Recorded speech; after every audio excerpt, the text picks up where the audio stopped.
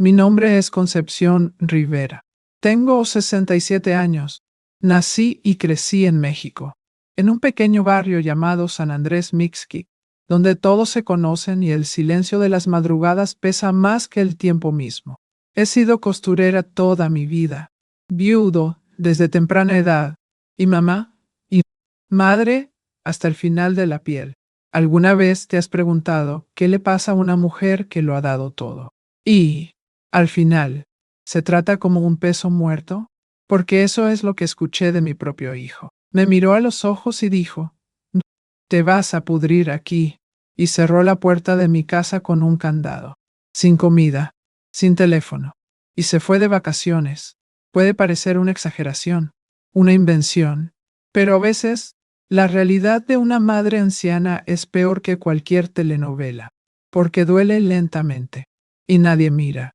Si has llegado hasta aquí, tal vez sea porque llevas esta misma pregunta en el pecho. ¿Por qué los niños se convierten en extraños?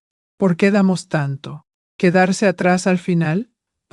Hoy os lo voy a contar todo, sin prisa, ni sin gritos, pero con la verdad. Esta no es solo la historia de lo que me hizo, es la historia de lo que hice, después de que pensó que había ganado. Pero antes de sumergirnos en el corazón de esta historia, necesito que sepas una cosa. Nadie imagina lo que es sentir que el hambre sube por tus venas. Tu cuerpo tiembla de debilidad y aún mantienes la cabeza en alto, mientras ella está encerrada dentro de su propia casa, sin que nadie lo sepa. Pensó que me había soplado, como quien apaga una vieja vela en el altar, pero se olvidó del sótano. Y allí guardé mucho más que cosas viejas. Mantuve un plan, y cuando recibió el mensaje que le envié, en medio de sus vacaciones en Cancún, dejó caer el cóctel y corrió al aeropuerto como un convicto. Pero ya era demasiado tarde. Ahora, antes de abrir estas heridas contigo, quería pedirte algo. No es nada grande, pero para mí vale mucho. Si estás aquí escuchándome, si alguna parte de este dolor ya ha pasado por tu vida también, déjame una señal, un me gusta, una suscripción al canal, para que sienta que no estoy solo en esta mesa, porque contarlo duele más de lo que parece. Pero saber que hay alguien al otro lado escuchando, me da coraje. Iremos juntos hasta el final, porque hoy te lo voy a contar todo. Recuerdo como si fuera hoy el olor a barro húmedo en las mañanas de Iztapalapa. Las calles aún hechas de tierra, los niños corriendo descalzos y yo, con mi sencillo vestidito, sentado en el suelo del porche cosiendo con las manitas de mi infancia. Mi padre era vendedor ambulante, mi madre lavaba ropa afuera. La vida nunca ha sido fácil, pero tampoco me ha faltado lo que importa: decencia, fe y un enorme deseo de hacer el bien con mis propias manos. Desde pequeña sabía coser. Comencé con pedazos de tela vieja que mi madre recogía de las casas donde se lavaba. Hacía ropa para las mazorcas de sus vecinos. Bordaba flores en la servilleta de su tía y, a los 13 años, ya estaba haciendo vestidos para la feria. No tenía lujos, pero cada punto que daba llevaba un sueño. Me casé temprano, como era costumbre. Ignacio Rivera, taxista. Buena apariencia, bigote limpio y una sonrisa engañosa. Al principio, pensé que era el amor de mi vida. Me traía flores baratas de la plaza. Escribía notas, decía que me cuidaría para siempre, pero su para siempre duró poco. Mateo aún era pequeño. Debía tener unos 7 años cuando Ignacio se fue a trabajar y nunca regresó. Ni carta, ni cuerpo, ni explicación. La policía dijo que podría haber sido un robo. Algunos dijeron que se escapó con una mujer más joven. Nunca lo supe. Y tal vez, en el fondo, ni siquiera quiere saber más. Fue entonces cuando comenzó la parte más difícil. Solo, con un niño pequeño, sin nadie que me ayudara. Pero tenía 2 manos, una vieja máquina de coser heredada de mi abuela y una promesa dentro de mi pecho. Mi hijo tendrá todo lo que yo no tuve. Y así fue. Vendí mis bordados en las ferias de Xochimilco. Caminé al amanecer con bolsas a la espalda. Acepté pedidos imposibles solo para pagar su escuela a tiempo. Cosí vestidos finos para las damas de Polanco. Esas mujeres elegantes que hablaban en voz baja y nunca me miraban a la cara. Pero pagaron bien, y con eso puse arroz en la olla. Muchas veces dejé de comer para que pudiera almorzar algo, cuando el dinero era escaso. Yo era el que cenaba solo café con galletas húmedas. Pero él siempre tenía pan fresco y fruta en su lonchera. Mateo nunca supo cuánto costaba cada cuaderno, cada par de zapatos. Y tampoco te lo dije nunca, porque cuando amamos, no medimos el sacrificio. Pero tal vez ese fue mi error. Viví para él. Incluso los domingos los pasaba lavando su uniforme, planchándolo cuidadosamente, rezando para que creciera bien, para que se convirtiera en un hombre de valor, mientras las otras mujeres buscaban marido. Yo solo quería ver a mi hijo graduarse. Mientras mis amigos viajaban, yo me quedaba en casa, cosiendo un poco más. Cuando cumplió 15 años, le regalé un reloj que compré a plazos. Sonrió, me dio un beso rápido y dijo, gracias. Mamá, no era ingratitud. Todavía. Fue una distracción. Los adolescentes son así. Nos disculpamos. Pero esa semilla de frialdad ya estaba plantado. A los 18 años, aprobó un examen competitivo. Se convirtió en funcionario público. Lloré de emoción. Hice pozole. Llamé a los vecinos. Colgué globos en la puerta. Llegó, sonrió discretamente y dijo, mamá, podría ser más discreta, ¿verdad? Eso me dolió más que si me hubiera maldecido, pero me quedé callado, porque una madre que ama espera en silencio. Saber. Hay días en los que me pregunto si valió la pena haber entregado toda mi juventud a alguien que, al final, me trató como una carga. Y fue entonces cuando quise hacer una pausa y preguntarte, ¿alguna vez has sentido eso también? ¿Alguna vez has sentido que diste demasiado y estaba vacío? Si esto te conmovió, comenta a continuación con un simple, lo he vivido o me tocó. A veces, saber que no estamos solos ya enciende una luz en la oscuridad. Volver, incluso con todo esto. Nunca dejé de ser madre. Cuando consiguió su primera novia, fui yo quien preparó la cena. Cuando estuve desempleado por un tiempo, vendí mi anillo para pagar el alquiler. Nunca pedí nada. Nunca cobré nada. Solo quería amor. Solo quería respeto. Y tal vez por eso, cuando todo sucedió, la sacudida fue más fuerte, porque no fue un extraño quien me encerró en esa casa. No era un ladrón, solo un criminal cualquiera. Era el niño que acunaba en mis brazos, a quien protegía de la lluvia con mi propio cuerpo.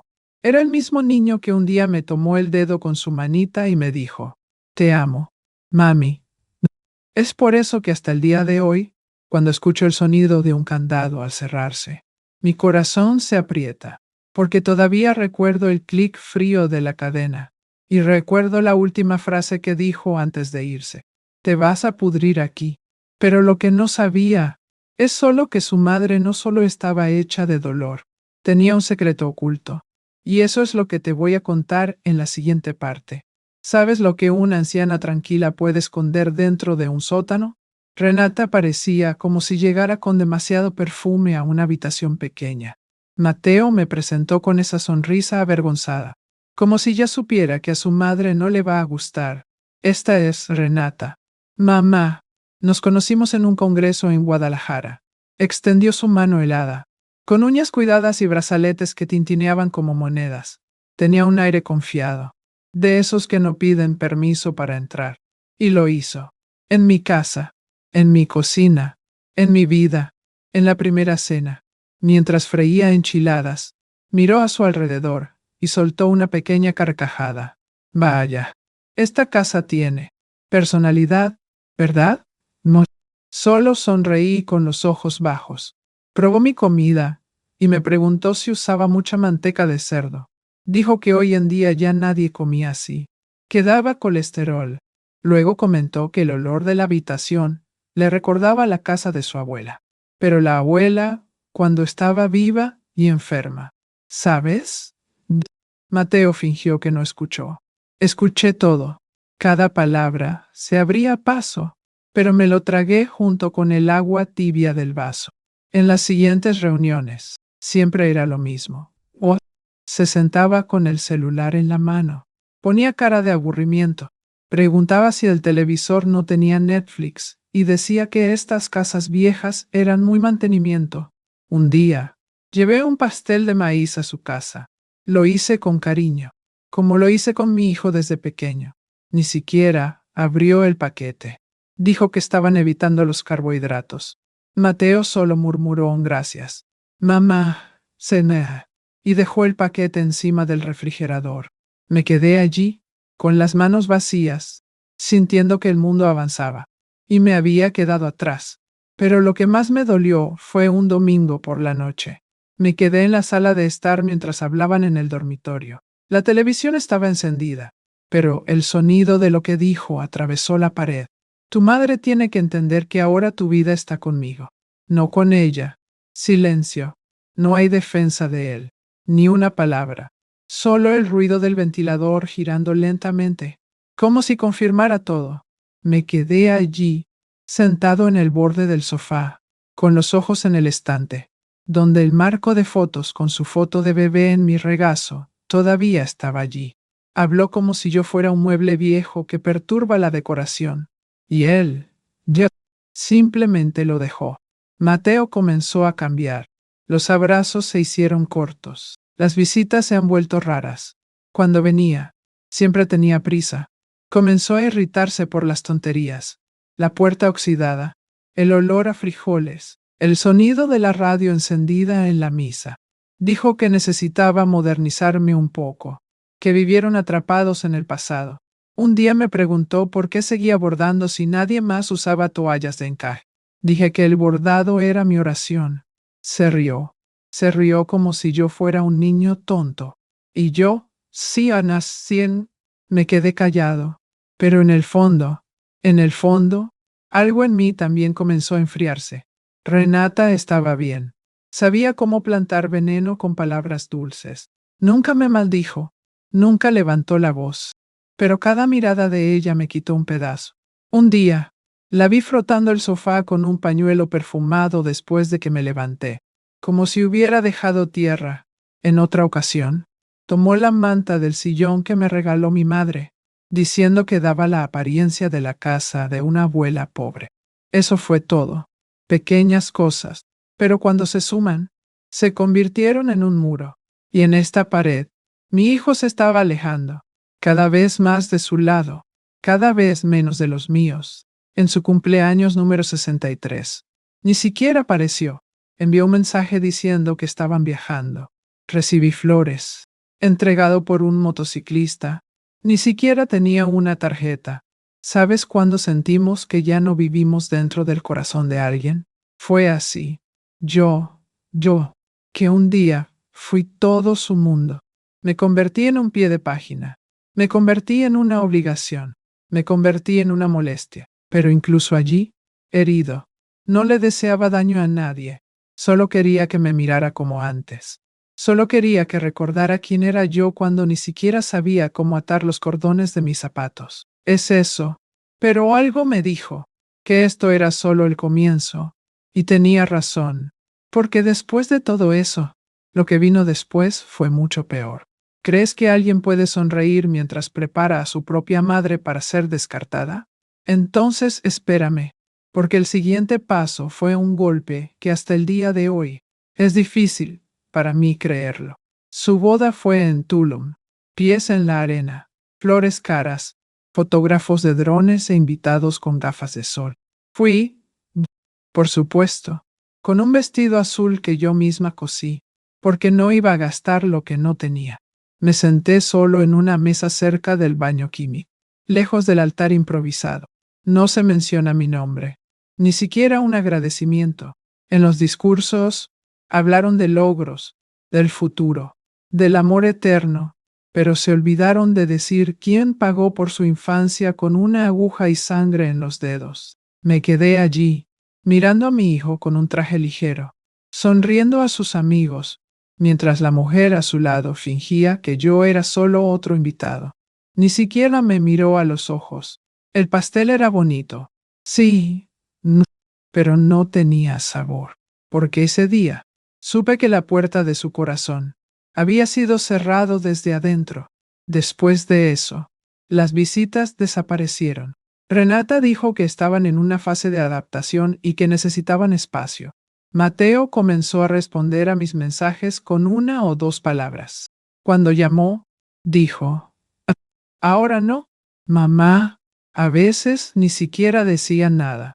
Simplemente lo dejé sonar hasta que cayó en el correo de voz.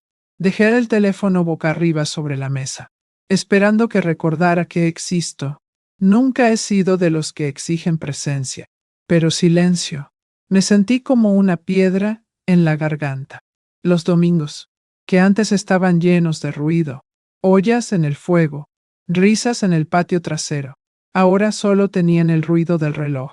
Tic y tac, tic y tac. Pasaron las horas y la comida se enfrió. Empecé a cuidar más la casa. Limpió donde ni siquiera lo necesitaba. Recogí hojas del jardín. Pulí los marcos de fotos antiguas. Cosí paños de cocina solo para tener algo que hacer. Una vez hice un pastel de maíz, recordando que le gustaba cuando era pequeño. Lo dejé en el mostrador, con la esperanza de que pasara por sorpresa, pero nadie vino. El pastel se endureció con el tiempo, al igual que mi pechuga.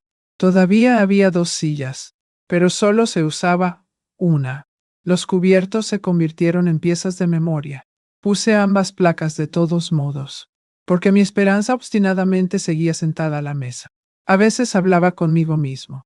Dijo cosas como, ¿vendrá hoy? O dejaré un poco de café. Tal vez aparezca. Incluso me encontré poniéndome perfume antes de acostarme, como si eso trajera a alguien de vuelta. Y cuando la soledad se apretó con más fuerza, bordé, no, porque el bordado siempre ha sido mi forma de no gritar. Cada punto que di fue una parte de lo que no dije. Un día, cosí en un paño la frase, hay ausencias que duelen más que las bofetadas. Lo doblé y lo guardé en el fondo del cajón. Renata llegó una vez a la casa. Sin previo aviso, dijo que necesitaba buscar algunos documentos que Mateo había dejado.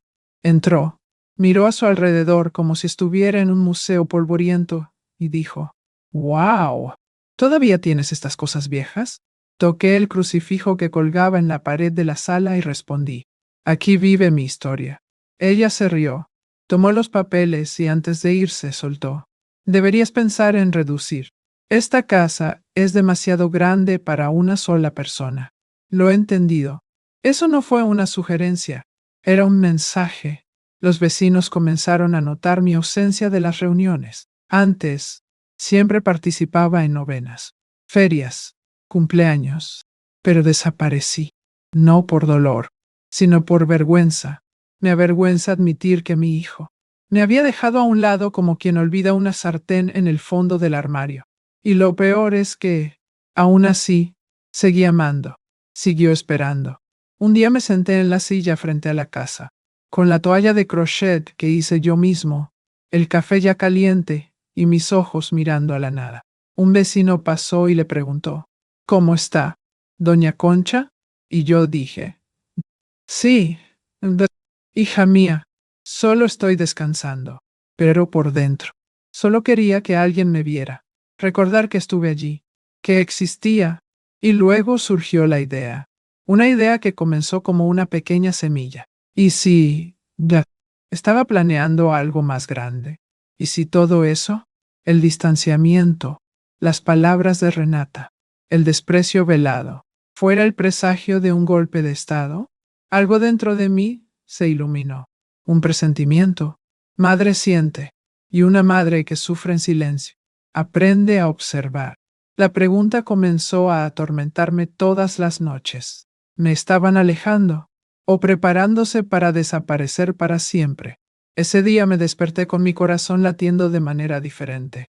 Había soñado con el pequeño Mateo, corriendo por el patio con el pelo desordenado y la rodilla raspada, gritando, «Mami, mírame aquí, Nisa». Me desperté con los ojos húmedos y un doloroso anhelo por un tiempo que ya no vuelve. Decidí hacer tamal de pollo, como los domingos antiguos. La receta era la misma que hacía mi madre. También preparé agua de pimienta de Jamaica, muy fría, con pequeños trozos de limón. Dejé la mesa puesta, con servilletas que bordé yo misma, cubiertos limpios e incluso una pequeña flor en el jarrón. Había dicho que pasaría solo. Sin Renata, mi corazón se animó como si fuera la visita de un rey. Cuando llegó, entré apresuradamente a la cocina para poner los tamales en la fuente de barro, pero antes de que pudiera invitarlo a sentarse, miró la mesa, suspiró profundamente y dijo con esa voz fría que ya no sonaba como la de mi hijo: «Mamá, esto debe detenerse». Me quedé quieto, concha en mano. ¿Detener qué? Mateo 6, Tone del Jiu. Se sentó. No tocó la comida y continuó. Renata cree que sofocas nuestro matrimonio. Yo. Asfixia, domano cuando estarían. Descesia, daxia. Pregunté, tratando de mantener la calma. Sí. Sentimos que siempre estás cerca, siempre llamando, siempre apareciendo. Y esto no es ser bueno. Necesitamos espacio. Seguí mirándolo, a la cara que conocía desde que era un bebé, pero que ahora tenía dureza en sus ojos. Espacio. Hijo, necesitas un lugar propio. Mamá, una casa más pequeña, un espacio con cuidado. Tiene algunas instituciones excelentes, gente profesional. ¿Sabes? Estarías a salvo y podríamos vivir en paz. Escuchar eso fue como ser abofeteado con las manos abiertas en el alma. Traté de no llorar, ni una lágrima, ni un temblor. Solo respiré hondo. Lo miré y dijo: «Te di la vida, y tú me dices adiós». No respondió. Se levantó, miró su reloj, dijo que tenía una cita, y se fue. Dejó enfriar el tamal. El agua de Jamaica ha perdido hielo, y la pequeña flor en el frasco cayó de lado. Seca. Esa noche, me senté en mi habitación con las luces apagadas. Oí la calle afuera, los perros ladrando, la campana de la iglesia sonando las 7 en punto. Y sentí tal vacío dentro de mi pecho que sentí como si alguien hubiera arrancado mi historia con sus propias manos. Sofocas nuestro matrimonio. Esta frase seguía resonando. ¿Sofocar? Yo, señor, que estaba en el aire todo el tiempo. Yo. ¿Quién respiró por él cuando ni siquiera sabía lo que era el mundo? Es extraño cuando nos convertimos en una molestia en la vida de quienes lo llevaban en nuestros brazos, cuando el amor que dimos comienza a molestar, como si fuera un mueble viejo en una casa nueva. ¿Sabes? No, que la gente quiere ocultar, cubrir o deshacerse, pero lo que olvidan es que este mueble tiene historia, tiene una cicatriz, tiene valor. Y mira, si estás aquí conmigo, escuchándome, quería preguntarte algo de corazón. Estoy aquí abriendo mi pecho, diciendo mi verdad, palabra por palabra.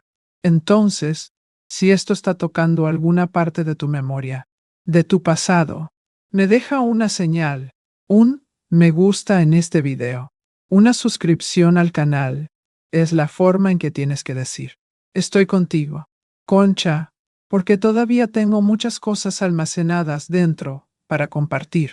Y cuando tenemos a alguien del otro lado escuchando, el dolor pesa un poco menos. A la mañana siguiente, recogí la mesa, lavé los platos, me quedé con las telas bordadas, pero algo dentro de mí no regresó a su lugar.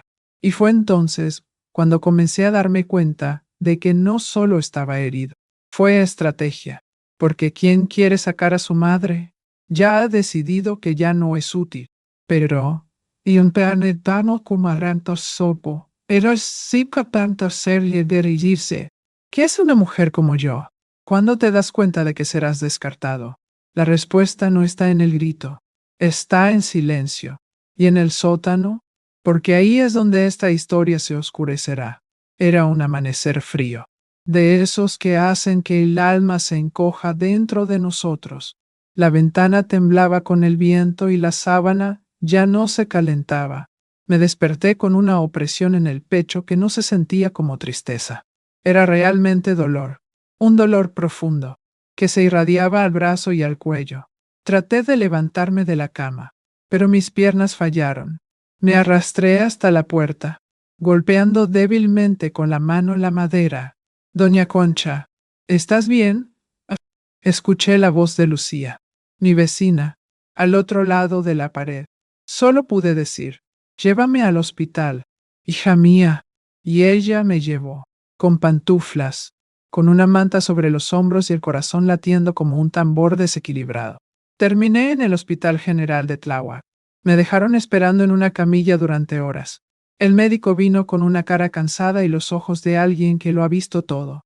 Dijo que tenía una arritmia, que necesitaba hacer un seguimiento, cambiar hábitos y evitar el estrés. Sonreí por dentro. Evitar el estrés para una mujer que vive en ausencia de otros. Solo dije, está bien, doctor. En la sala de espera, tomé mi teléfono celular y llamé a Mateo. Una vez, dos, tres. Nada. Le envié un mensaje de texto. Hijo, fui al hospital. Llámame. Cuando respondió, era casi mediodía. Hablé en voz baja, tratando de no alarmarme. Mateo, tuve un malestar. Fui al hospital. El médico dijo que... Me interrumpió. Mamá, ahora no puedo. Renata va a tener una vida importante. ¿De acuerdo? Luego hablaremos. Y colgó. Me quedé allí, con el teléfono celular en la mano, sentado en el banco helado de la parada del autobús. Ni siquiera tenía fuerzas para llorar. Tomé un auto de aplicación. Pagué con la tarjeta que aún tenía un límite y entré a la casa como si entrara en una cueva. Todo estaba en el mismo lugar. Los paños doblados, el agua en el cántaro, las plantas sedientas, solo que había regresado diferente. Esa noche, comencé a escribir. Tomé un viejo cuaderno de los días de la escuela secundaria de Mateo. Me senté a la mesa de la cocina y escribí. Querida Concepción, hoy casi mueres. Y nadie se dio cuenta. Así es como empecé. Y no he parado. Escribía todas las noches, como alguien que habla con un amigo que nunca se va. Me dijo lo que sentía, lo que recordaba, lo que no entendía. Cada hoja era un pedazo de mi silencio cosido en palabras. Dijo cosas como, hoy soñé con la voz de Ignacio. Me dijo que fuera fuerte. Hoy el teléfono no sonó. Otra vez. Hoy fallé cuando el dolor solo estaba en el cuerpo. También comencé a observar el mundo con otros ojos. Me di cuenta de que mi salud era frágil. Sí, pero mi alma todavía estaba firme. Comencé a dar pequeños paseos por el patio trasero, preparando tés con laurel y canela, escuchando la radio por la tarde, solo para escuchar voces. Habló con las plantas y escribió. Mucho. Escribí hasta que me dolió la mano. Era como si, después de tanto tiempo en silencio, hubiera redescubierto mi propio sonido. Pero incluso en este proceso de tratar de curar, el abandono golpeó. Incluso escuché a los vecinos comentar. Su hijo nunca viene, ¿verdad? Pobre señora Shell. Tan sola. Un día, Lucía me trajo sopa. En otra ocasión, fue su nieta quien dejó una nota en la puerta. Hice un dibujo para ti. Eso me dio una calidez interior. Pero también me recordó que el cariño venía de afuera, nunca más dentro de mi propia familia. Y fue en una de esas noches de escritura, con la lluvia golpeando el azulejo y el olor a alcanfor en el aire, que escribí una frase que me acompaña hasta el día de hoy. Creen que me matan con abandono, pero está en abandono, que aprendo a vivir sin ellos. Fue en este vacío que algo en mí comenzó a despertar, una parte que yo mismo no conocía. No fue ira, no era un deseo de venganza, era justicia, una especie de justicia silenciosa, que no grita ni se precipita. Pero eso observa, plan, esperar, y si crees que hasta ahora la historia ha sido dura, prepárate, porque lo peor estaba por venir. ¿Alguna vez has imaginado lo que siente una madre Cuando descubres que tu hijo está tratando de hacerse cargo de la casa donde vive. Mateo apareció en una tarde bochornosa, una de esas en las que incluso los pájaros están en silencio. Llamó a la puerta, como si tuviera prisa, pero entró con esa calma ensayada, con una sonrisa en la comisura de la boca que ya conocía. Hola, mamá. Vine a hablar un poco. Me sorprendió. Habían pasado semanas desde que apareció. Preparé un café con canela, como le gustaba cuando era niño, y se lo ofrecí, pero se negó. Se sentó en la silla de la sala de estar, cruzó las piernas y comenzó a hablar con una dulzura artificial que me puso la piel de gallina. Mamá, he estado pensando mucho en ti, acerca de esta casa, sobre tu futuro. Me quedé allí en el borde de la alfombra, escuchando cada palabra con un corazón suspicaz. Vamos a comenzar una renovación aquí. Mejora todo. Hazlo más moderno. Renata tiene excelentes contactos. Arquitectos. Va a ser hermoso. Asentí. Lentamente. Ah, ¿reforma? Sí, pero necesitará que te quedes tranquilo adentro durante unos días. No será posible salir, debido al polvo, los escombros. Será rápido. Algo así como 3 o 4 días. Traemos comida. Todo está bien, pero necesito que te quedes adentro. ¿De acuerdo? Vea. Mi cuerpo se congeló. Lo dijo en un tono muy tranquilo, sin mirarme a los ojos. El tipo de calma que solo tienen aquellos que lo han decidido todo. Lo miré y le pregunté, ¿qué pasa si necesito irme? Doctor, ¿farmacia? Se rió. Ah, mamá, son solo unos días. ¿Puedes tomarlo? No. Tragué saliva. Algo andaba mal. Muy equivocado. Me acompañó a la cocina, miró a su alrededor y luego me pidió mi teléfono. Dijo que se cuidaría de no estropearlo con el polvo de la obra. Se lo entregué lentamente. Mis dedos ya temblaban. Cuando fui a cerrar la puerta de la cocina, escuché el sonido metálico de la corriente. Fui a la puerta principal. Ya estaba afuera, cerrándola con un candado grueso. Feo y frío. Mateo, ¿qué es esto? Fue entonces cuando miró a través de los barrotes y dijo, te vas a pudrir aquí, vieja, y le dio la espalda. El sonido del automóvil desapareciendo en la calle fue el último ser vivo que escuché ese día. Luego vino el silencio, un silencio que grita. La casa estaba a oscuras, las ventanas estaban unidas con pestillos viejos, sin grietas. La luz de la cocina falló, y yo, adentro, sin teléfono, sin comida, sin fuerzas. Fui a la despensa. 2 paquetes de galletas, medio litro de leche, arroz crudo, nada más. Había dejado todo vacío a propósito. No sé cuánto tiempo estuve parado en medio de la habitación. Sus piernas no obedecían. Su pecho ardía. Me senté en el suelo, apoyado contra la pared, donde una vez estuvo la foto de la boda. Miré a mi alrededor. Mi casa, mi nido, se había convertido en una prisión. Y el carcelero era mi propio hijo. Tal vez usted, por otro lado, se esté preguntando, ¿por qué? ¿Por qué alguien le haría esto a su propia madre? La respuesta duele más que el abandono. Es solo que cuando el amor termina, el respeto muere junto. Y cuando muere el respeto, lo que queda es el golpe. Pero escuchen lo que les voy a decir ahora, y presten atención. Porque esto aquí viene de una mujer que ya lo ha perdido todo y todavía está en pie.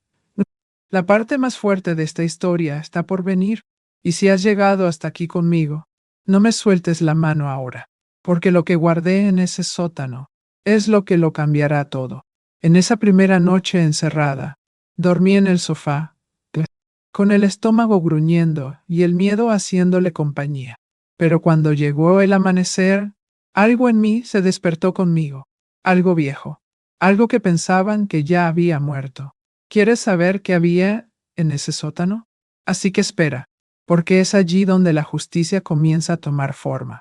La primera noche fue como estar dentro de una pesadilla, con los ojos abiertos. La oscuridad tenía un peso diferente, un silencio que dolía.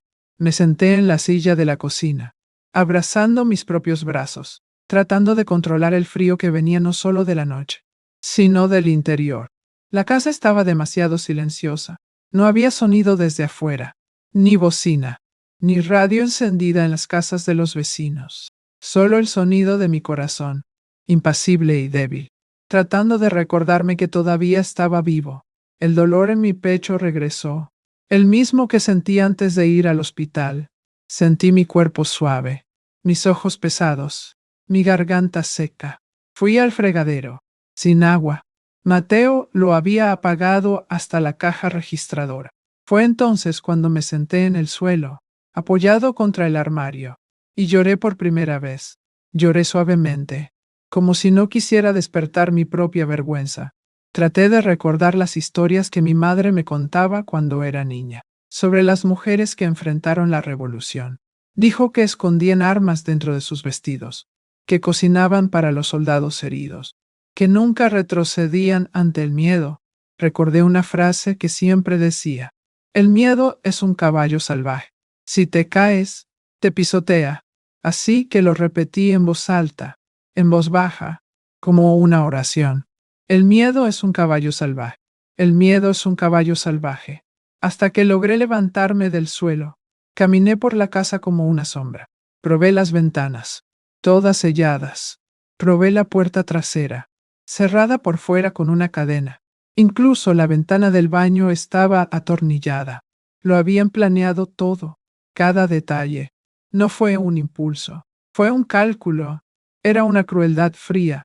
Me senté en el sofá, abracé un viejo cojín que yo mismo cosí y me quedé allí, esperando algo que ni siquiera sabía qué era. Cuando mi barriga gruñó por segunda vez, me di cuenta de que había estado sin comer durante más de un día. La galleta en la despensa había desaparecido. La leche se volvió agria. Su cabeza comenzó a palpitar. La boca se volvió seca, amarga. Y allí, con la cabeza apoyada en la madera de la silla, tuve un pensamiento que me atravesó como una cuchilla. Así es como morimos, olvidado, encerrado, silencioso. Pero al momento siguiente, vino otro pensamiento, fuerte. Claro, no voy a morir aquí. Me levanté lentamente. Fui al armario del pasillo. Tiré de la alfombra que cubría la trampilla. La madera crujió como si reconociera mis pasos. Me agaché. Abrí la tapa con esfuerzo y miró hacia la oscuridad del sótano. Habían pasado años desde que había estado allí. Las escaleras eran empinadas. Los escalones estaban polvorientos, pero mis manos conocían el camino. Bajé con la respiración contenida abajo. Entre cajas viejas, herramientas y juguetes de madera de Mateo, había una lata oxidada. En su interior, envuelto en una vieja tela bordada, estaba el teléfono. Pequeño, prepago, sin internet. Lo había comprado meses antes, después de una mala pelea con Renata, cuando dijo que las personas mayores ni siquiera sabían cómo cuidar sus propias cabezas. Algo en mí ese día me hizo pensar: necesitas estar preparado. Y lo mantuve allí, sin decírselo a nadie. Levanté el teléfono con manos temblorosas. Volví a subir y me senté en el borde de la cama. Respiré hondo. Era uno de esos teléfonos celulares simples, con botones, sin una aplicación. Pero era bueno para una cosa: marcar.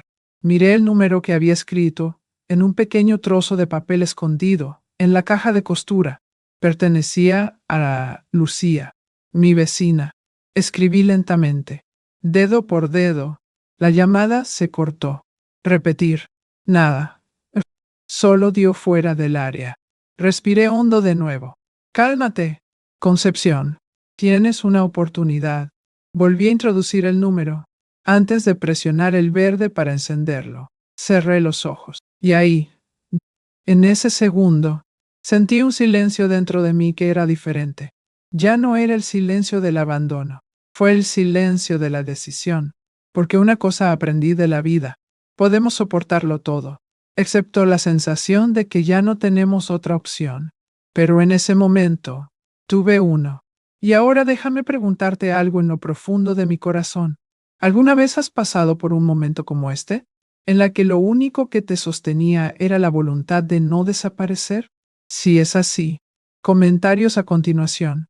Solo dice un te entiendo o es verdad, porque cuando reconocemos el dolor del otro, el nuestro también encuentra consuelo. Volví a mirar el teléfono que tenía en la mano. Su pulgar temblaba. Presioné el botón verde. Una. Instantáneamente. Dos. Tres llamadas. Y entonces, alguien respondió. Pero lo que dije. Y lo que pasó después de eso, no lo creerás, porque la justicia comenzó a moverse allí, y no había vuelta atrás. La llamada se cortó en el tercer timbre. ¿Hola? Dijo una voz que no había escuchado en más de 2 años, pero mi corazón la reconoció de inmediato. Irene, Dononciara, susurré, con la garganta seca y el pecho apretado. Hubo un breve silencio al otro lado, como si hubiera sentido en el tono de mi voz todo lo que no podía decir, y luego, con la firmeza de quien ha vivido la guerra, respondió, es hora. ¿No? No, ya. Nandan, manegastan tonkakaya, antinastan pulbo, el diuno postulio, en elección proman. Simplemente cerré los ojos. Las lágrimas calientes fluyeron. Sí, Irene, es hora. Nos conocimos cuando éramos jóvenes, en la época de la feria de San Pablo del Monte. Cuando ella vendía libros usados y yo vendía bordados. Irene siempre ha sido diferente, independiente, directa, de aquellas mujeres que no bajan la cabeza. Se convirtió en abogada, luchó por las causas de las mujeres invisibles y, cuando se jubiló, vino a visitarme. Hablamos durante horas ese día, bebiendo café olla y comiendo pan dulce. Fue allí, en esa sencilla tarde, donde hicimos un pacto silencioso. Si un día me sintiera en peligro, si me pasara algo, la llamaba y le decía, ¿es hora? Irene se encargaría de todo, porque no había nadie más. Ella no dudó. Mantén la calma. Concepción, todo estará bien. Escúchame con atención. Voy a grabar esa llamada. Cuéntanos qué pasó. Y lo hice, con una voz baja pero firme. Dije dónde estaba, cuánto tiempo que estaba encerrado, sin comida, sin agua, y que mi propio hijo lo había hecho. Le hablé de la cerradura, del celular confiscado, de la reforma inventada. Ella no hizo preguntas, solo escuchó. Al final, dijo, ahora, escucha, ¿tienes fuerzas para 2 días más? Respondí, sí. Colgó. Regresé a la habitación, donde el aire ya era más pesado, y me senté con mi teléfono celular en la mano. El dolor en mi pecho dio señales, pero lo ignoré. Abrí la guía telefónica e ingresé un número que me sabía de memoria. El de Mateo, pero esta vez envié un mensaje, único y frío como su corazón. Mateo, dejé algo en el sótano. Solo tú puedes decidir si lo vas a encontrar antes que la policía. Sabía que lo vería, incluso en Cancún, incluso con Renata a su lado, riendo en bikini y bebiendo un cóctel colorido. Porque, por mucho que me viera a mí mismo como una molestia, todavía era vanidoso. Todavía temía perder todo lo que había construido a expensas de mi sacrificio. Y, sobre todo, sabía que ella no era estúpida. Fue Irene quien me hizo entender esto un día. Puede que parezcas frágil, concha, bien, pero ¿qué sabes? Puede convertirse en justicia. Y la justicia, amigo mío, es el único grito que no pueden silenciar. Minutos después de enviar el mensaje, el teléfono sonó. Una notificación. Mensaje leído. Y nada más. Su silencio era más fuerte que un disparo, porque sabía. Entró en pánico. En el sótano, además del teléfono de repuesto, había un maletín. Dentro había documentos antiguos. El testamento original donde estaba la casa a mi nombre absoluto, copias de conversaciones, notas que me escribió en momentos de ira y una grabación que hice en secreto meses antes, cuando escuché a Renata decir que era solo cuestión de tiempo antes de que esta anciana cayera con fuerza y nos dejara la casa. Guardé todo con cuidado, pensando, "Ah, un día, eso puede ser necesario". Y ahora, lo era. Me senté cerca de la ventana de la cocina, donde la rendija dejaba pasar un hilo de luz, y me quedé allí, sintiendo pasar el tiempo como quien oye un reloj sin manecillas. Pensé en todo lo que me llevó a ese punto, en cada renuncia, en cada silencio, en cada comida hecha con amor que escupieron en sus platos, pero no lloré, porque cuando el alma decide que ha sufrido demasiado, ella comienza a reaccionar. Fue en ese momento que me di cuenta de algo. A veces, cuando nos callamos por amor, el otro piensa que somos débiles, pero cuando hablamos, la voz proviene de un lugar que ni siquiera el tiempo mismo puede borrar. Mateo, en ese momento, ya no estaba en paz. Y ni siquiera imaginé lo que vendría después, porque Irene ya había enviado la grabación de mi llamada al abogado de la familia, y lo que hizo fue el primer paso en un cambio que nadie imaginó. ¿Te imaginas lo que sucede cuando un niño recibe una llamada de su propio abogado, diciendo que puede ser procesado por intento de asesinato? Eso es todo. Lo que vino después era más fuerte que cualquier tormenta. A la mañana siguiente, el sol apenas pasaba por las rendijas de la ventana, pero yo ya estaba despierto. Dormir, en ese momento, era un lujo. Le dolía el cuerpo, le palpitaba la cabeza y su estómago parecía haberse convertido en un pozo seco. Pero dentro de mí, algo había cambiado. El dolor ya no era solo tristeza, era dirección. Sabía que si esperaba misericordia, iba a morir allí. Y no era así como iba a terminar mi historia. Me levanté lentamente, caminé hacia la cocina y apoyé mis manos sobre la mesa como si sostuviera un altar. Fue entonces cuando me dije a mí mismo, no vas a gritar, vas a tomar medidas. El recuerdo llegó como un relámpago. Hace unos meses, después de otra fría visita de Mateo, regresé a mi habitación con una opresión en el pecho. Había dicho en términos inequívocos que ya no podía cuidar al anciano y que una institución me haría bien. Esa noche, tomé una decisión. Al día siguiente, fui a la oficina de registro en San Juan y hablé con el licenciado Ramiro, un viejo conocido de la época de la costura. Le expliqué todo con calma, que quería transferir la escritura de la casa a un fideicomiso personal, protegido por cláusulas legales que impedían cualquier transacción sin mi presencia física y consentimiento formal. Dije, en todas las palabras, que quería un documento que me protegiera contra el abandono. Ramiro, que lo había visto todo, se limitó a negar con la cabeza y dijo, eres más inteligente de lo que pareces. Doña Concepción me ayudó, y ese día firmé lo que sería mi escudo contra la crueldad. Además, comencé a grabar. Cada vez que Mateo venía a visitarme y pronunciaba alguna frase que dolía más que los golpes, dejaba la grabadora encendida.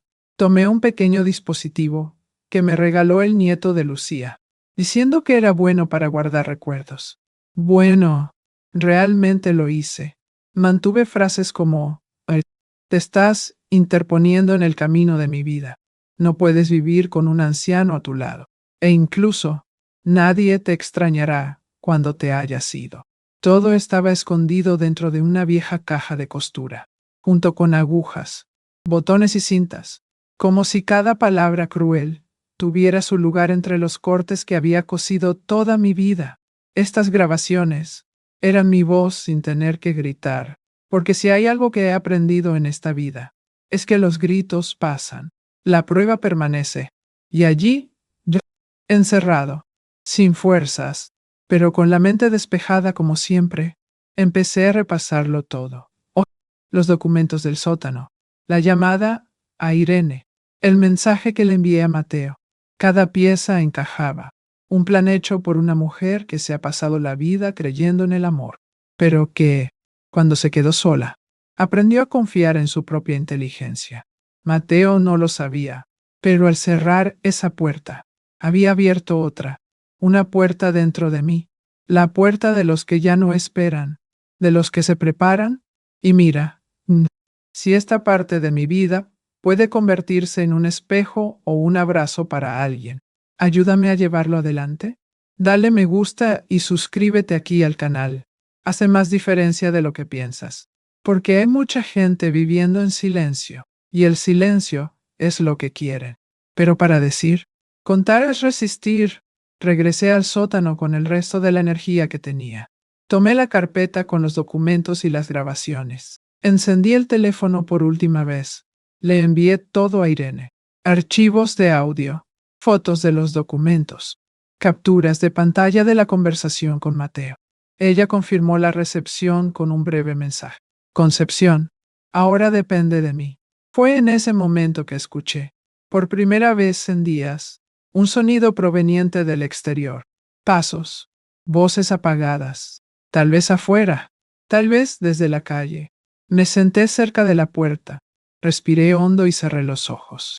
El plan estaba en marcha, y cuando la justicia comienza a moverse, ella no regresa. Pero lo que no sabía era que, en ese mismo momento, Mateo estaba dejando el desayuno en el Hotel 5 Estrellas de Cancún, gritando con el teléfono en la mano y tratando de llamar a un abogado, porque cuando recibió los documentos, el piso ha desaparecido. ¿Quieres saber lo que hizo? No, Barney. Así que espera, porque el hombre que me dejó sin nada, él fue el que terminó perdiéndolo todo. Mientras estaba dentro, conté el tiempo por las grietas del bosque y el estruendo de mi propio estómago. Irene cruzó los fríos pasillos del juzgado de Puebla con un maletín marrón apretado contra su pecho. Dentro era mi vida, pero no la vida que otros vieron. Era la vida oculta, la vida que nadie quería escuchar. Irene fue recibida por un asistente del juez, un joven con un traje almidonado y ojos apresurados. Ella, con la calma de quien no tiene nada que demostrar, le entregó el sobre.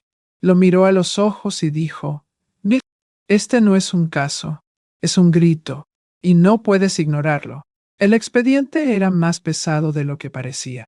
Estaban las grabaciones que hice en secreto, con la voz de Mateo burlándose de mi edad, sugiriendo que me dejaran en una clínica lejos, donde no sería tanto trabajo. También estaba el testamento, con la cláusula de protección, informes médicos de cuando estuve hospitalizado con arritmia. Y no apareció ningún miembro de la familia. Copias de transferencias bancarias que hizo con mi firma digital, sin mi presencia. Irene lo juntó todo, e incluso adjuntó la grabación de nuestra llamada, aquella en la que mi voz cansada decía, mi hijo me encerró. Estoy solo. El juez, un hombre serio y metódico, leyó cada página en silencio. Cuando terminó, miró hacia arriba y dijo, ¿dónde está esta mujer ahora? Irene respondió con voz ahogada, encerrada en su propia casa, sin comida, sin agua, solo. Ya no necesitaba escuchar. Firmó la solicitud para intervenir en el acto. Fue un crimen continuo, y el tiempo no podía esperar. Mientras tanto, al otro lado del país, Mateo recibió la notificación del abogado de la familia, junto con una copia de los documentos. Fue en el desayuno del hotel, rodeado de toallas blancas y jugo de naranja recién exprimido. El camarero dijo más tarde que se puso pálido. Tiró el vidrio. Se puso de pie gritando en medio de la habitación.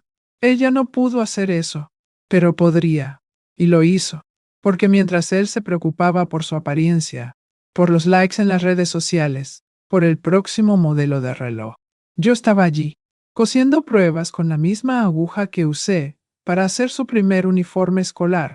Ya sabes, hay personas que piensan que la vejez es sinónimo de debilidad, que cuando la piel se arruga, la cabeza se arruga con ella.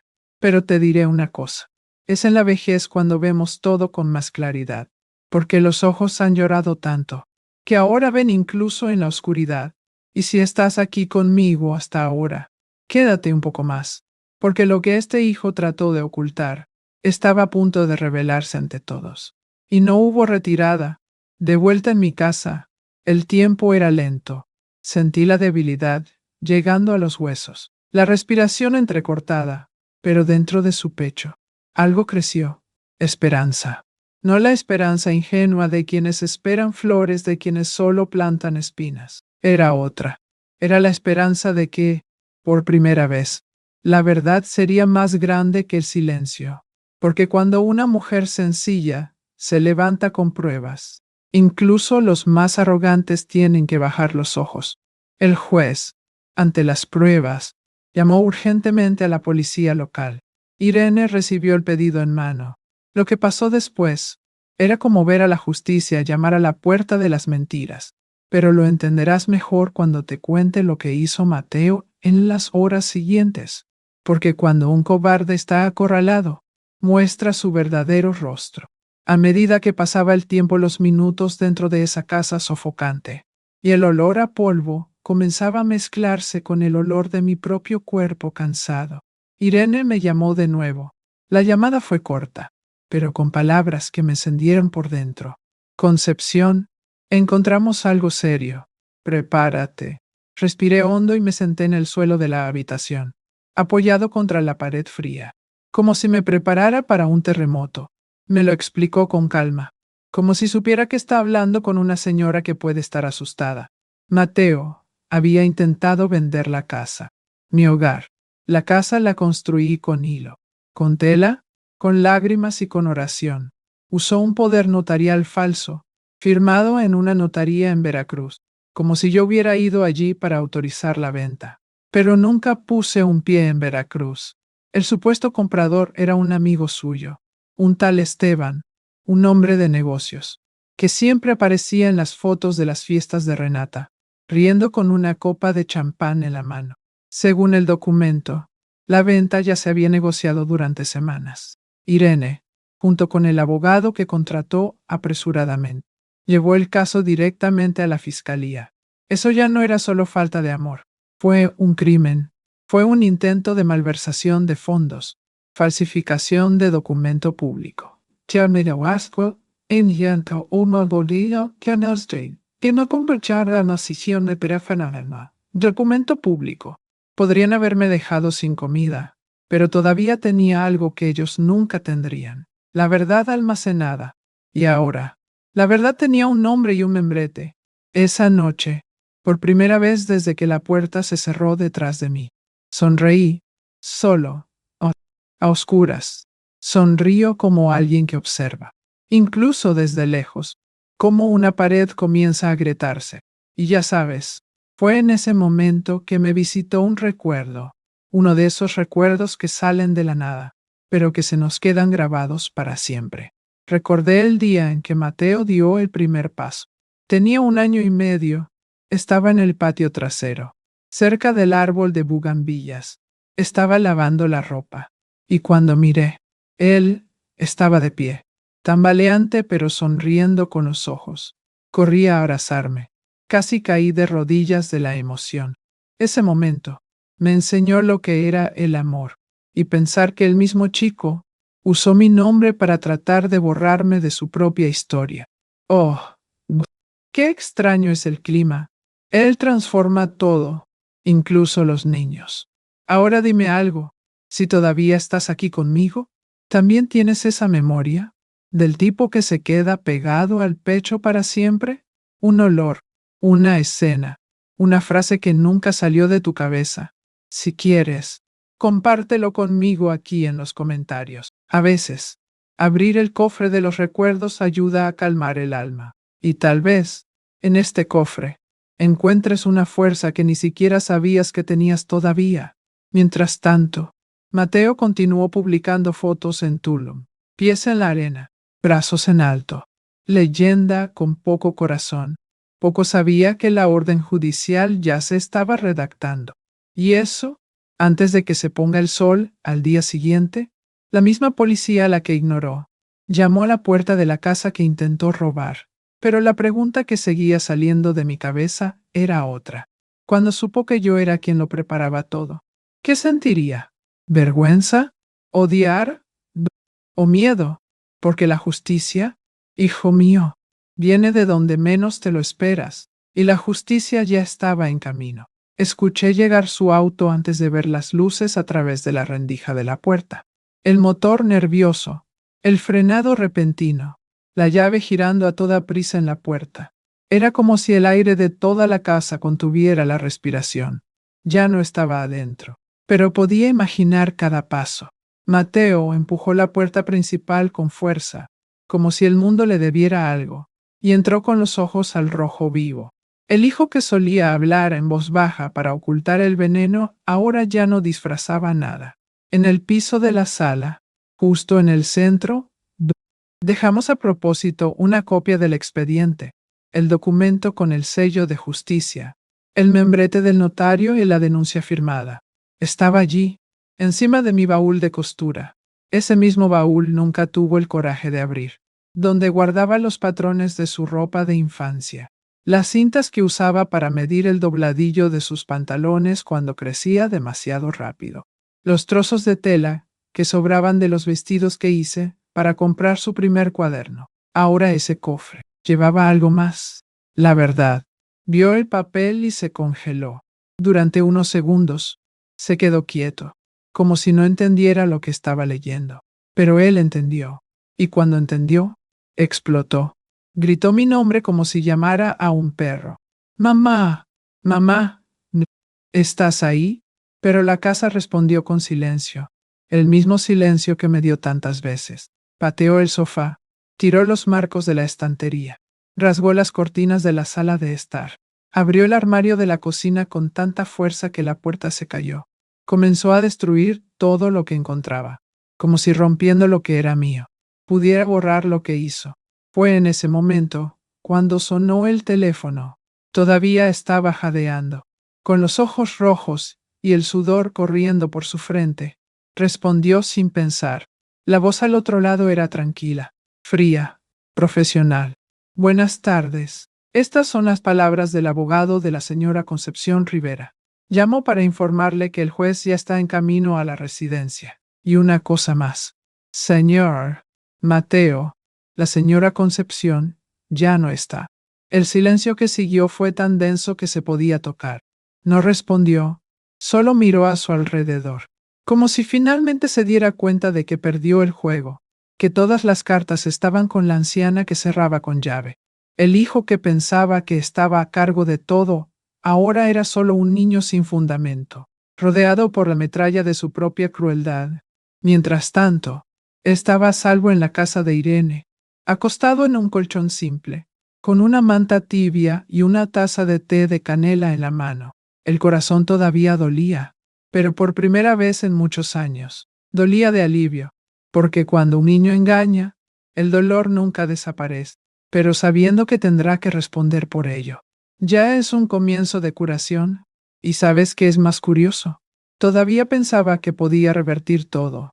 Todavía no había entendido que el tiempo de su mentira había terminado, pero tengo gobierno, no nací, tiene en su cara. Apuno neocorcumo, taole oriatia, tenersia no será regaropun, telgi oresius, el refuerzo a la sei. ¿Qué hizo justo después? Mostró que la desesperación es el peor de los consejeros. ¿Quieres saber qué intentó? Así que agárrate fuerte, porque su próximo movimiento era bajo, es repugnante. Mateo comenzó a llamar esa misma tarde, primero, una vez. Luego, 3, 5, 10.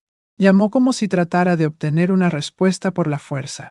Pero lo que encontró fue exactamente lo que me dio durante tantos años. Silencio. Irene ya se había ocupado de todo.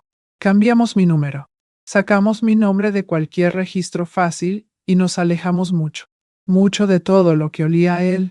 Terminé en un pequeño pueblo, escondido entre las montañas cerca de San Miguel de Allende, un lugar que parece olvidado por el tiempo, con calles empedradas, olor a pan fresco y vecinos que no hacen preguntas. Allí me recibió una exalumna mía, Mariela, que ahora tiene una tienda de telas y recuerda con cariño las clases que tuvo conmigo a la edad de 15 años. Si quieres quedarte, mi casa es tuya, dijo, y me quedé. No como invitado, sino como alguien que finalmente encuentra refugio, con Irene a mi lado. Bloqueamos todas las cuentas conjuntas a las que Mateo aún tenía acceso. Cancelamos tarjetas, revocamos autorizaciones antiguas y enviamos una notificación formal prohibiéndole acercarse a mí o a mi nueva residencia. Ya no quería escuchar su voz. No le importaba si estaba llorando, suplicando o fingiendo arrepentimiento, porque lo que destruyó no fue solo confianza, era mi terreno. En los primeros días, todavía me despertaba asustado, pensando que estaba encerrado. Luego, con el tiempo, comencé a abrir los ojos y a ver el techo blanco de la sencilla casita donde ahora dormía, y estaba agradecido de ser libre, sin cadena, libre de impuestos, libre incluso del amor que me consumió durante toda la vida. Fue en esta etapa que comencé a deshacer todo. Tomé la maleta donde guardaba cartas, notas viejas, garabatos de la infancia, tarjetas de cumpleaños. Los leí uno por uno. Recordé al niño que era, y lloré por él, pero luego quemé todo, todo, cada palabra, y al final solo quedaban cenizas. De todo eso, solo guardé una fotografía, uno que tomé a los 30 años, vestido con un disfraz que yo misma cosí, el pelo recogido, lápiz labial rojo y los ojos de alguien que todavía creía en todo. Me quedé con este, porque era mío, porque estaba antes que él, antes de la culpa, el peso, la rendición. Aquí estaba la mujer que necesitaba encontrar de nuevo. Y ya sabes, hay una cosa que nadie entiende hasta que pasa por esto. Elegir el silencio duele, pero a veces es la única forma de sobrevivir. Elegí no responder, no responda, no explico, porque él lo sabía, siempre lo supo, y eso es lo que comenzó a destruirlo. Su abogado envió mensajes a Irene. Mateo está desestabilizado. Quiere hablar con su madre, pero ella respondió con firmeza. Ahora ya no se trata de lo que él quiere, se trata de lo que ella nunca tuvo. Y yo, no, sentada en el porche de Mariela, cosiendo una manta con tela sobrante, miré el atardecer y sentí por primera vez algo que nunca pensé que sentiría: ligereza, la ligereza de no agradar, no esperar, de simplemente existir. Pero eso no significa que la historia se detuviera ahí, porque, ¿qué hizo Mateo después? Era un escalón aún más bajo, un paso que no solo trató de golpearme de nuevo, sino que también trató de engañar a los que estaban de mi lado. ¿Quieres saber hasta dónde pudo llegar? Así que espera, porque cuando un hombre pierde el control, se convierte en un peligro. Mateo comenzó a hacer lo que siempre supo, la puesta en escena. Cuando vio que ya no podía controlar la narrativa dentro de la casa, trató de controlar la que estaba afuera. Se presentó en la estación de policía de la Ciudad de México con una camisa de vestir arrugada, una voz temblorosa y una historia lista en la punta de la lengua. Mi madre se ha ido. Estoy desesperada. No sé dónde está. Necesita atención. Es una dama frágil, pero el delegado, que ya había leído el expediente enviado por el abogado, no se conmovió, simplemente dijo: "Oh, es interesante que vengas a buscar a tu madre solo ahora, después de que ella te denunció por encarcelamiento privado". Mateo se quedó sin palabras. Trató de sonreír, trató de jugar al hijo preocupado, pero la mirada del policía atravesó cualquier mentira, y no se detuvo ahí. Como artista al final de su carrera, atrajo a la audiencia. Grabó un video y lo publicó en las redes sociales. En el fondo, una canción triste. Estaba sentado en un banco del parque, con las manos juntas, los ojos rojos por las gotas para los ojos y la voz ahogada. Solo quería proteger a mi madre. Ella no entiende que el mundo ha cambiado. La casa se estaba cayendo a pedazos. Quería reformarse. Sí, quería ayudar. Pero ella se alejó, desaparecido. Y ahora todos están en mi contra. Mentira tras mentira.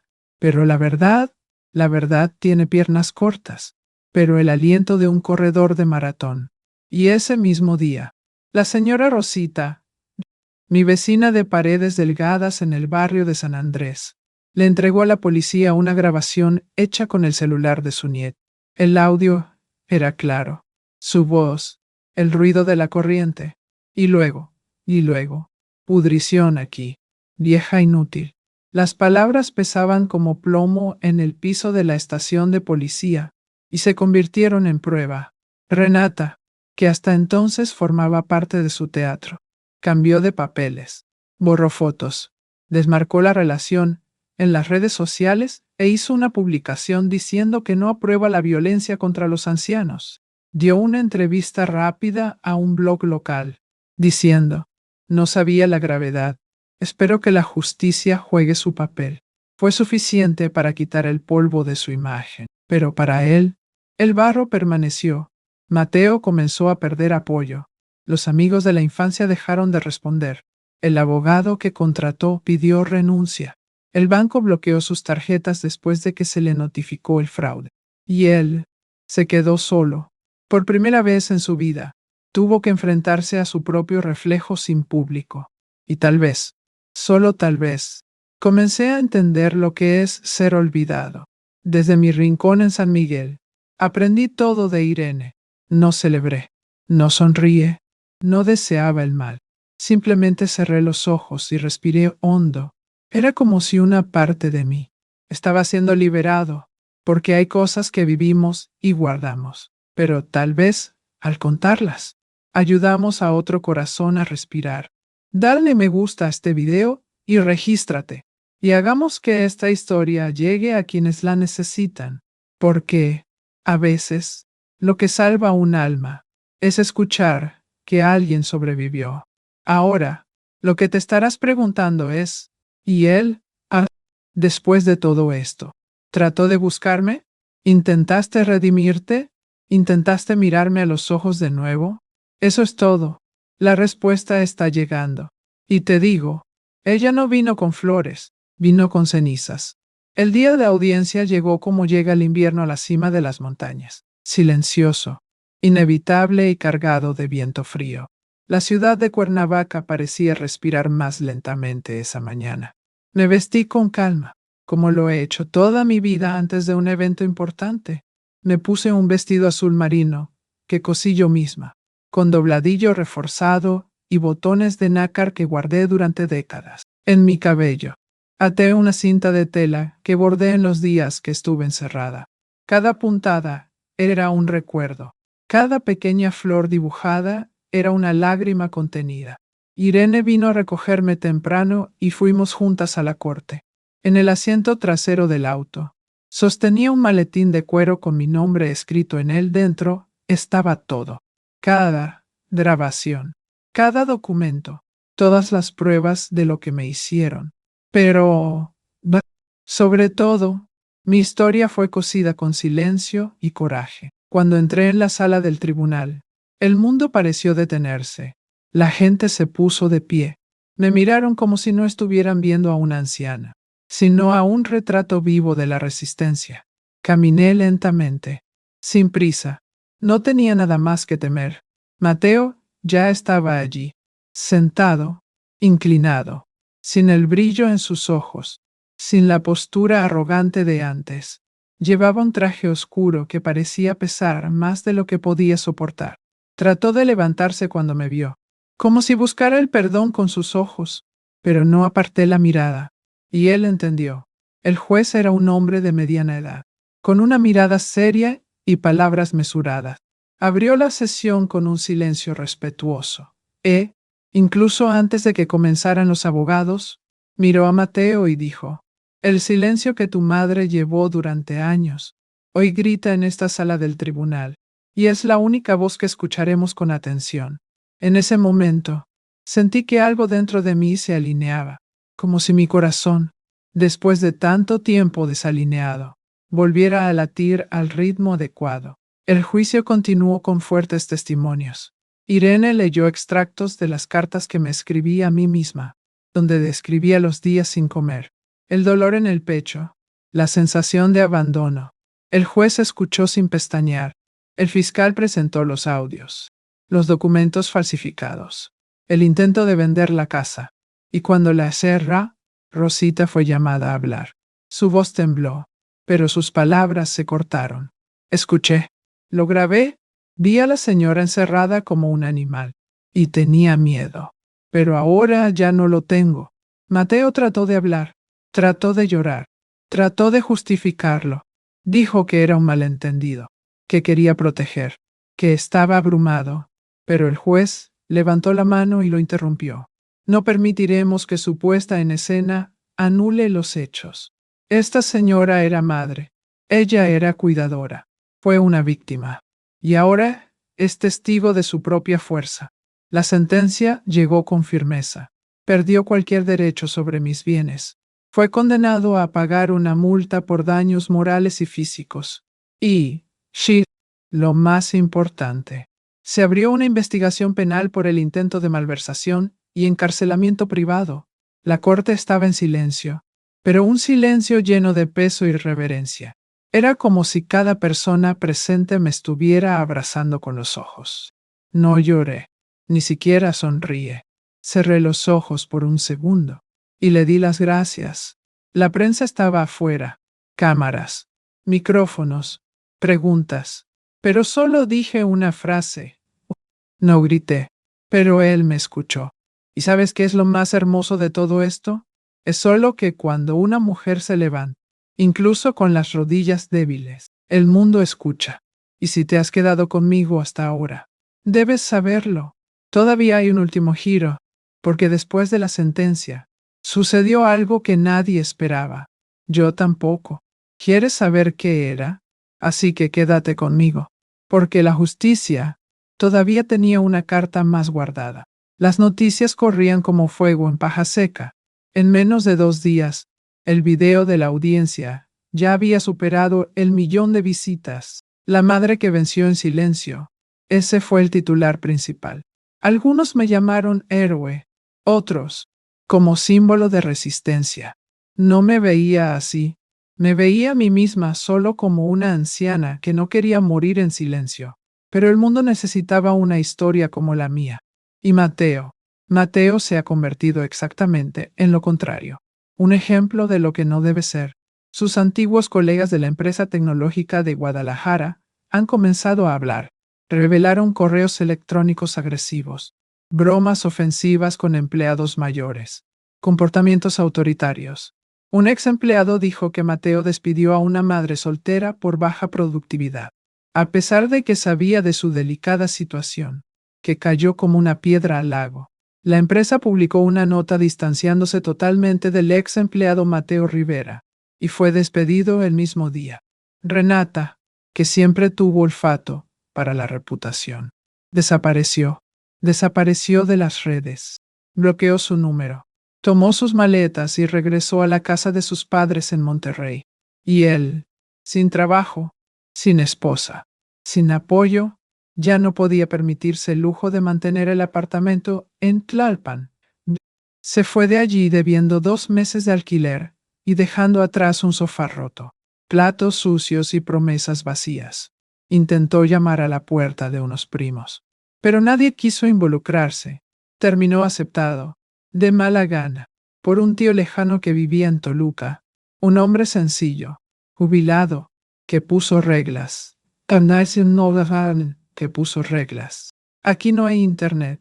Aquí trabajarás. Y aquí, el respeto es una obligación.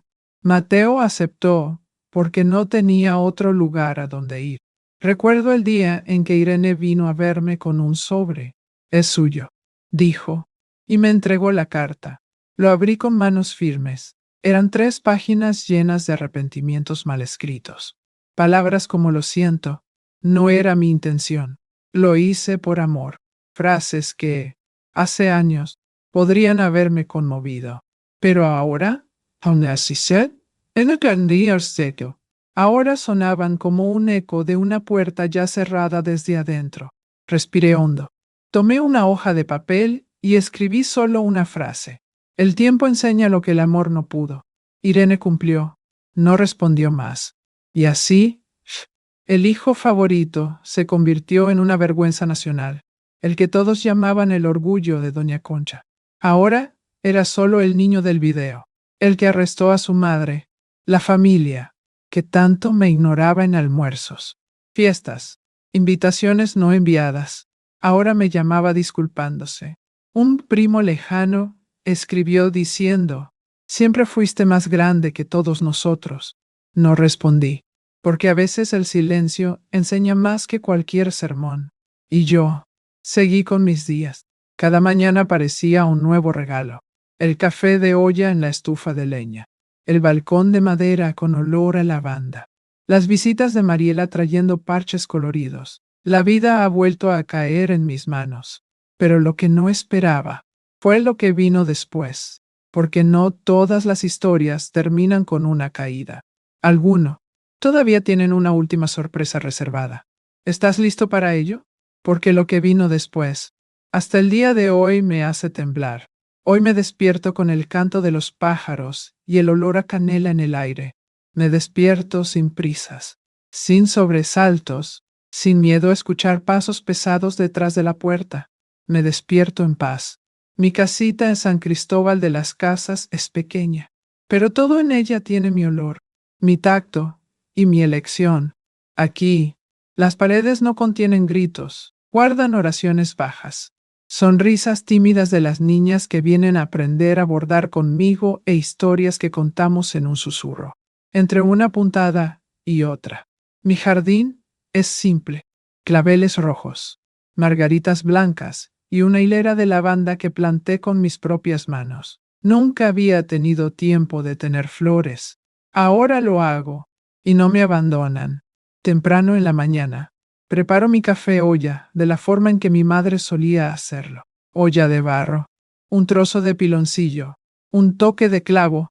Me siento en el taburete del balcón y veo cómo el viento juega con las hojas.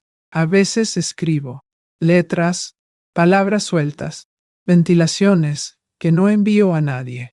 Otras veces, simplemente cierro los ojos y escucho, porque el silencio, después de todo lo que he vivido, se convirtió en mi refugio, mi escudo, mi amigo. Las chicas aquí me llaman abuelita Concha. Cuando me piden que cuente la historia de la casa cerrada, sonrío lentamente. No te lo cuento todo, solo lo que necesita ser escuchado. Yo digo que tenemos que cuidar lo que sembramos, y que hay personas que, por mucho que rieguemos, se vuelve torcido. Cuando la gente me pregunta si extraño a mi hijo, no lo dudo. Extraño lo que era, no en lo que se ha convertido, y eso es suficiente, porque hay dolores que no curamos. Nos acomodamos, se pliega lentamente como un paño delgado, y lo mantiene en el fondo del cajón del alma. El otro día, una radio comunitaria me llamó. Querían que hablara con las mujeres de la aldea sobre la fuerza, sobre la dignidad. Les dije que la fuerza no es gritar más fuerte, es mantenerse de pie cuando todo lo que te rodea quiere empujarte al suelo. Dijo que la dignidad es elegir guardar silencio no por cobardía, sino por grandeza, y que a veces no. La justicia no viene con esposas, pero con la tranquilidad de poder dormir por las noches sin peso en el pecho. Hay gente que dice que soy un ejemplo. No sé, solo sé que sobreviví y que hoy, con mis manos arrugadas, todavía soy capaz de crear belleza. Cada puntada de bordado que enseño lleva mi historia. Cada flor que brota en el jardín lleva mi perdón. Porque sí, perdoné a mi hijo, no por él, para mí, pero ella nunca lo dejaría entrar de nuevo. Y antes de que pienses que esta historia lo ha dicho todo, sepa que tuvo un día, una última reunión, lo cual sucedió sin previo aviso, y cambió todo de nuevo. ¿Sabes qué? Así es, porque el final, de verdad, llega ahora. Apareció en una tarde nublada, sin previo aviso, sin ceremonia. Tenía una cara delgada, una barba crecida y ojos bajos como si lo hubiera entendido todo.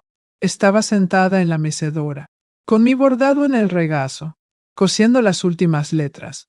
Se quedó allí, de pie junto a la puerta de madera, sin atreverse a entrar, solo miró, con esa mirada de niño perdido. Pero ya era demasiado tarde. Miré hacia arriba, no con ira, sino con la firmeza de alguien que había aprendido a vivir sin ella. Dijo mi nombre, y asentí con la cabeza una vez. como diciendo, escuché, pero ya no me duele. Se fue lentamente, como si supiera que no volverá, y seguí bordando. La frase estaba casi lista. Me tiré al suelo. Subí las escaleras. Fui a una puerta abierta. Luego me quedé en silencio. Hoy, Nay, soy un muro firme, y nadie más pasa por encima de mí. Mateo nunca regresó. Y yo, mantenido, bordar flores, enseñar a las niñas, recoger lavanda y escribirme cartas a mí misma. Irene, mi fiel amiga, todavía me visita los domingos. Trae pan dulce y noticias del mundo. El vecindario me respeta. Los niños me abrazan. Y mi alma. Ah, ay, ah, mi alma finalmente descansa. ¿Sabes? La vida me ha enseñado que no todas las heridas necesitan ser expuestas para sanar. Algunos cierran cuando dejamos de pinchar. Aprendí que el amor, cuando se convierte en una obligación, se convierte en peso, y que el perdón no es reconciliación, es liberación. El tiempo no lo borra todo, sino que lo reorganiza. Arregla lo que el corazón no tuvo el coraje de mover. Y si has llegado hasta aquí, escuchándome con este corazón abierto, sabe, no importa tu edad, tu historia o tu dolor. Siempre es hora de volver a ponerse de pie, para girar la llave, dejar de ser una puerta abierta y convertirse en un muro firme. Soy prueba de ello. Gracias, ¿de acuerdo? Por escucharme hasta aquí, por acompañarme con cariño en este camino de recuerdos. Fue tan bueno tener tu compañía, como si estuvieras aquí conmigo, tomando un café caliente esta tarde. Y si esta historia te tocó el corazón de alguna manera, déjame un abrazo en forma de like. Se calienta más de lo que piensas. Y si quieres volver por otra taza, una historia más, se suscribe al canal. Aquí. Siempre habrá un lugar en el balcón para ti. Dime desde dónde estás mirando. ¿Qué ciudad?